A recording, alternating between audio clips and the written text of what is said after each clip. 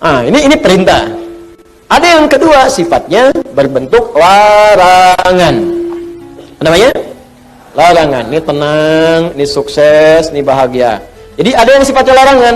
Pertama kata Allah, tinggalkan zina. Di surah Cahaya.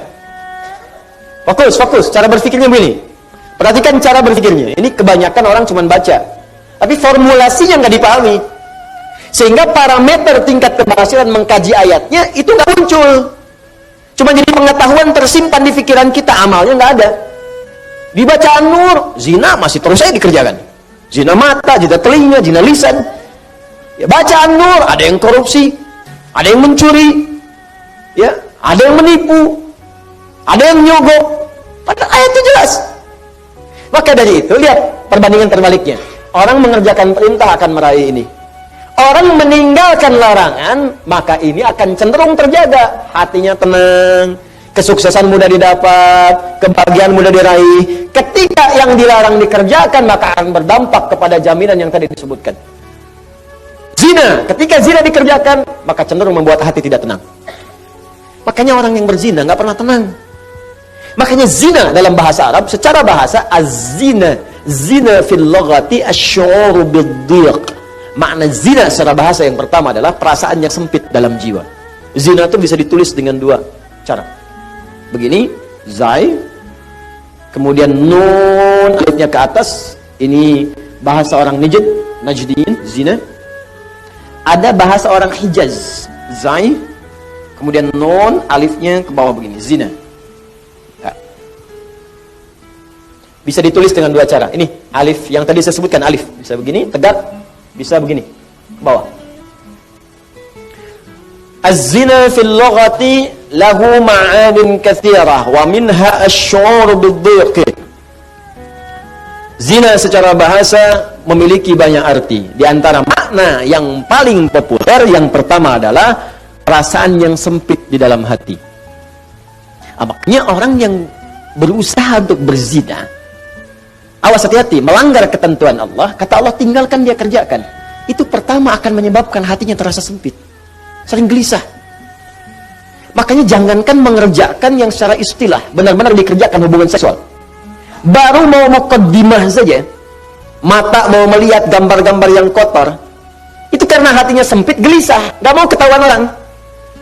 Ya, sembunyi-sembunyi, bawah meja, ya, masuk ke kamar sendirian, nggak mau orang lihat. Kenapa? Karena sempit. Tuh, ketenangannya hilang. Orang tenang itu kan cenderung gelisah. Orang yang tidak tenang cenderung gelisah. Ya kalau orang tenang tuh biasa aja. Lagi baca handphone, mau lihat, nggak apa-apa, silakan. Ya, berkata-kata, dengar, nggak ada masalah. Tapi ketika ada orang berbuat hal yang dilarang tadi, berkata-kata nggak mau kedengaran orang. Makanya transaksinya tertutup. Pakai kode-kode. Ya. Di mana roti bisa ditemukan? Oh, roti. Hah? Kijang satu. Kijang. Hewan yang disalahkan. Cek. Makanya kata-katanya cenderung diarahkan kepada yang lain. Kupu-kupu malam. Kupu-kupu. Tuh. Buaya darat. Buaya aja nggak ada yang begitu. Ya, coba lihat kehidupan buaya. Iya, ada buaya yang berzina. Ya, buaya memang hidupnya begitu. Ya, yang terbayangkan. Saya mau katakan, orang yang melanggar ketentuan ini pasti hatinya gelisah. Suami yang mencoba, pria yang mencoba kemudian bergaul di luar hal yang dibenarkan dan mencoba untuk berzina, pasti akan gelisah hidupnya. Puncaknya apa? Kesuksesan akan berpengaruh. Betapa banyak karir hancur gara-gara kemudian perbuatan ini. Ya, betapa banyak kebahagiaan hilang, hancur rumah tangga, berpisah kemudian, anak-anak kemudian jadi terlantar. Makanya mikir dulu, kalau ada orang sudah berumah tangga, ada anak, berpikir untuk berbuat yang ini, mikir anak-anak Anda, kasihan. Enggak tega kemudian dia diolok-olok di sekolahnya. Bapak kamu pezina ya? Ibu kamu selingkuh ya? Anak Anda mau berbicara seperti apa? Dia masih kecil. Butuh perhatian yang dalam. Makanya orang yang berbuat hal yang seperti ini, pasti pertama akan terganggu kemudian ketenangan jiwanya. Kesuksesannya akan berpengaruh. Kebahagiaannya akan sirna. Dan yang paling dahsyat adalah biasanya ini akan fatal, berpengaruh kepada kecerdasan dan yang lainnya. Ya, bisa kecerdasan kepada otaknya, intelektual, bisa kecerdasan pada emosinya, Banyak kok Ustaz, orang yang zina pintar otaknya, tapi emosinya tidak ada. Untuk apa pintar otaknya dan emosi tidak terkendali? Banyak orang tak mampu mengendalikan emosinya sehingga kepintarannya menghasilkan mafsadat yang lebih luas lagi.